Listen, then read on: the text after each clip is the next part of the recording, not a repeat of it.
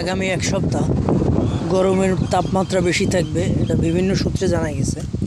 এ কারণে আমাদের গরম পরিহার করে সুন্দরভাবে জীবনযাপন করার জন্য সঠিক নিয়মগুলো মানতে হবে। অ্যাটলিস্ট দুপুর টাইমে রোদের কাছ থেকে বিরত থাকতে হবে। দুপুরের সময় সূর্যের আলো থেকে দূরে থাকতে হবে, নির্জন জায়গায় থাকতে হবে। দুপুরের যে কাজগুলো থাকবে এই কাজগুলো হয় আসরের পরে করবেন, নাহলে সকালে করতে হবে। অ্যাটলিস্ট সরাসরি রোদের থেকে দূরে থাকতে হবে।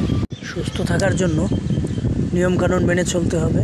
আধুনিক যুগ, মানুষ সব কিছুই খুব সহজে জানতে পারে, তাই চেষ্টা করবেন গরমে যেই কাজগুলো করা যায় না সে কাজগুলো করবেন না, যে কাজগুলো করার নিয়ম আছে সেগুলোই করবেন। এবং সুস্থ থাকার জন্য পরিবারের সকলকে নিয়ে নিয়মকানুন মেনে জীবনযাপন করার চেষ্টা করবেন।